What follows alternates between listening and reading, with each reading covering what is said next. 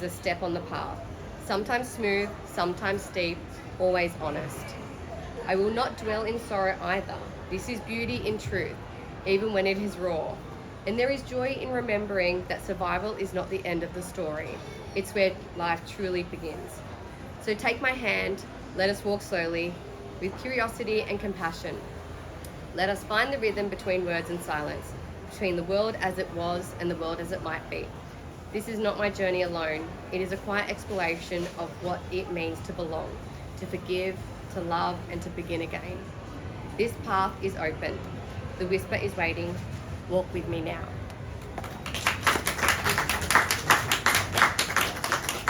It's an honour to read the words of my mother. So please take some questions, and if you've got anything, she's here. She's all yours.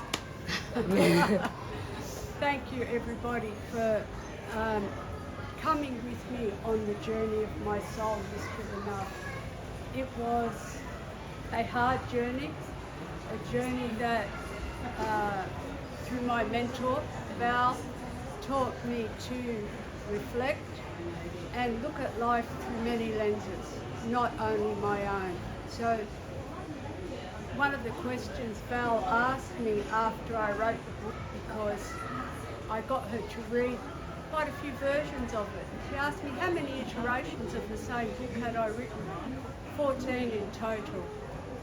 What that journey has done for me was taken me from anger to I can live with it. So what you see today are not tears of sadness or anger, but tears of nerves that I get it right today. Looking through the lens helped me to understand whether it was what they were living or what I perceived they were living, helped me to understand that other things were happening in people's lives along with what was happening in my life. And the result of my journey was my own choosing from a young age to carry it through to where I am today and being whole. I hope that helps you to understand a little bit of why I have written what I have, so that I am self-aligned, that I make decisions now that are right for me, as opposed to decisions that make people happy and make me angry. How many times have we all said, yes, and we're going, I don't want to do this. So please, do we have any questions? Will there be a book two? Yes, there will be a book too. How long did it take to write? For me, it was 6 months. For some people, it's many years. My subject matter was easy because it lived in my mind all the time.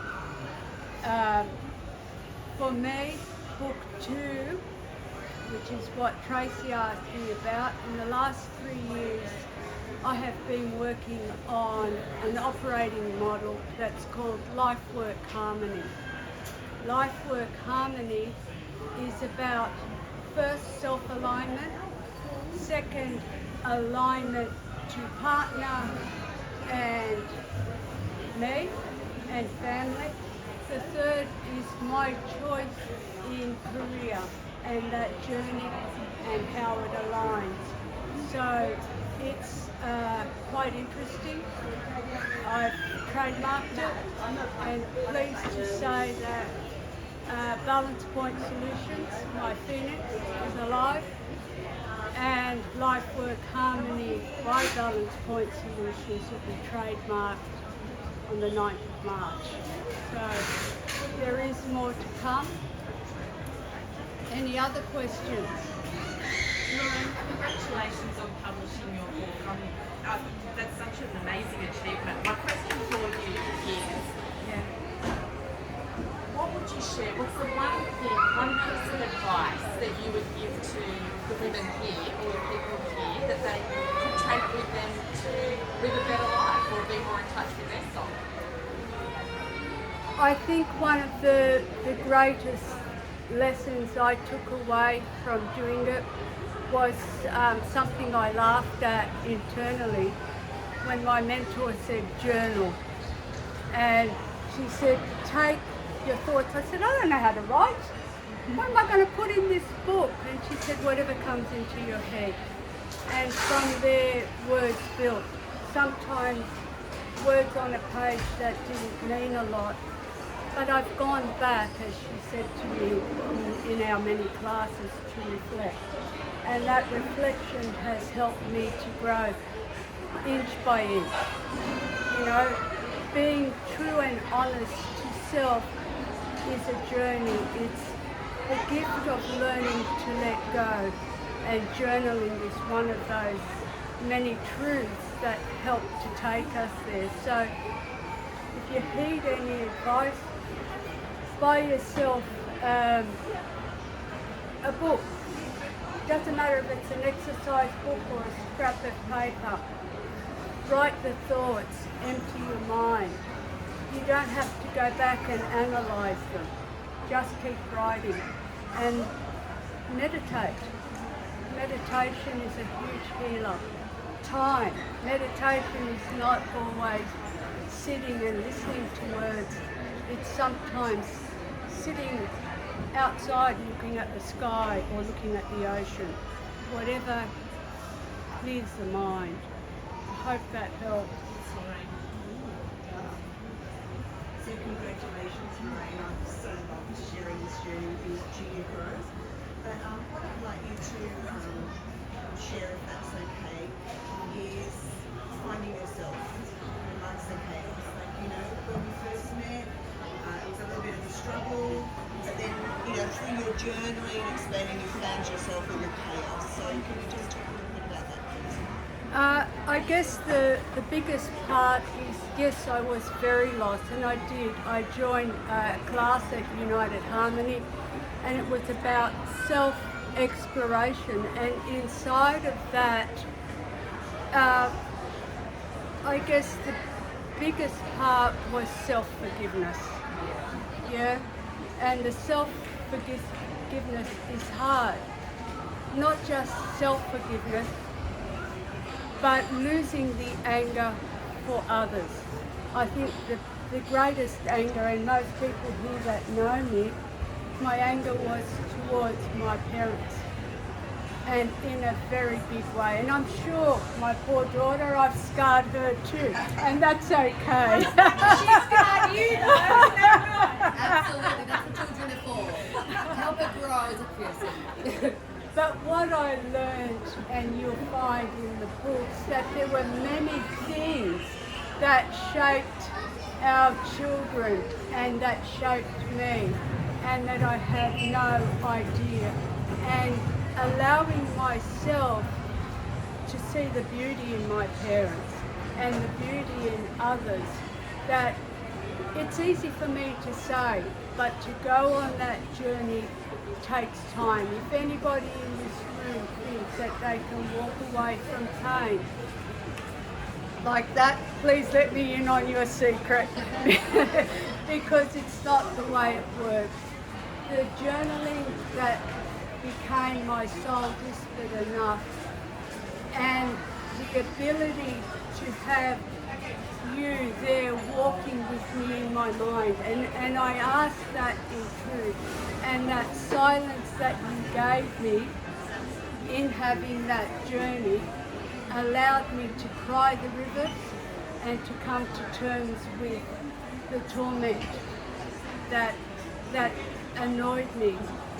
But the greatest torment was my own, because I carried wounds from this big that had no life here. And I think one of the greatest things you'll find in my book, and I asked my daughter this question last night. I said, what was the recurring theme inside the book? She said, I don't know, Mum. And I said, oh, I thought it would be obvious. The reoccurring theme was I had kept doing the same thing over and over. Groundhog Day. I'm sure everybody knows the movie. The other thing that stuck with me, so my aha moments in life, go back to my sister's young boy, Wills, who's now 17. I had to ask her a few minutes ago how old he was. I read Lewis, C.J. Lewis, The Lion, the Witch and the Wardrobe. In the last chapter, the journey of the dawn threader. Threader? Yeah, I do. Repeat, a little mouse said, onwards and upwards. Those words have stuck with me for a very, very long time. Moving forward, letting go instead of living in the past. And that, to me, was what that little mouse in that book was saying. So I can't tell you how many times I've listened to that audio book. Yeah. So there's many things. Let go of the past, embrace the future. The only true thing that I can say is be honest to self. When you're honest to self, you're honest with everything that you do. Find joy and happiness in it. Wow. So proud of you. Yeah. Any other question? No? Lorraine, would you say that the way that you've been on and maybe talked to, would it be leading up to your life experience, or would it draw more into the occurring thing, how the context will impact It's a combination of both, and it takes into consideration. So you yourself, you're a HR practitioner, yeah, and the life experiences and the traumas we've experienced inside of helping people inside of our work, the systems that we work in and operate under, the alignment of self to true alignment of passion that carries through our work and the joy that comes out of it. So it's an operating model that takes into consideration all those things but marries the person to the job and the passion. A little bit different, and takes into consideration the promises and time of career advancement through that passion. So a very different way of operating. Instead of it being what we call linear, it's cyclic. Yeah? So I've introduced soft skills into growth profiles and this is growth profiles, changing terminology inside of everyday things like position descriptions, performance management, and made them more user-friendly. Can we buy a book and get you to sign it? Yes, you can. The books are here. The cash register is over there. And I need a pen. I have a question. Yes. So I have a Rachel who I'm very into.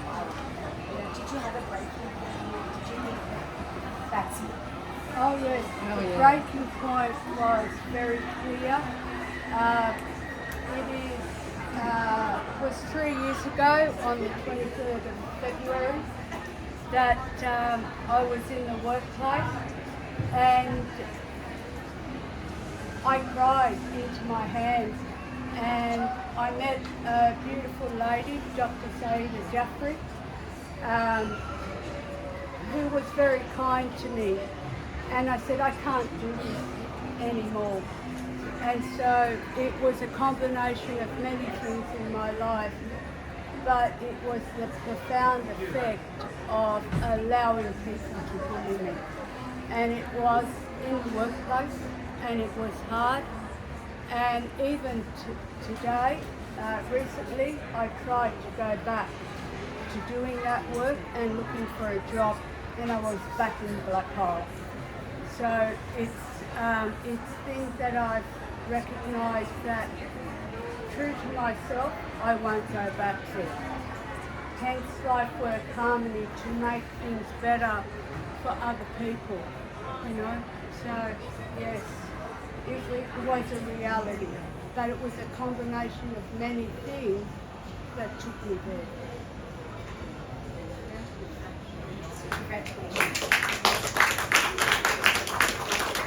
Who's got a pen so we can sign some? Oh, you've got a pen. Sit I down, did. sit down. Thank you. Let's line up, guys. I'll go first. You go first. Me, no, I'll go second.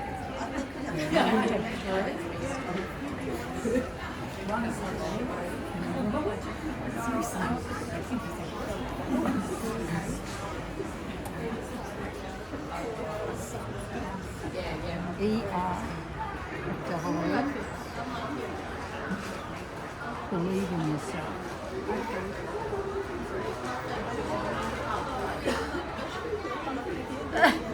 I'm shaking for you.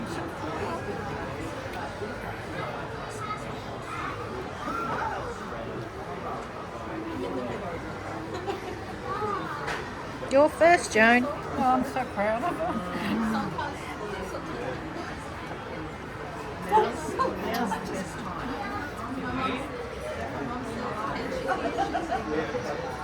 And this one's to Kathy. C or a K? It's a C.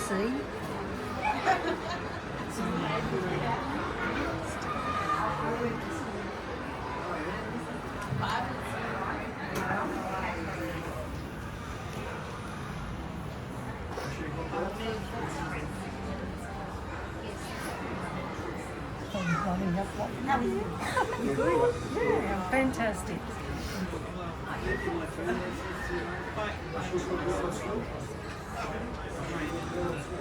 And this one's for me. They drive it. Yeah, that was it. 2.5 hours later. You had to stop and have breakfast because it was this morning. I said, "Do you want to stop and get a coffee?" Yeah. So what happened to your room? Lorraine. Laura hit me. I slipped over washing clothes. Catch up. Is that enough? Is that enough? Do you reckon?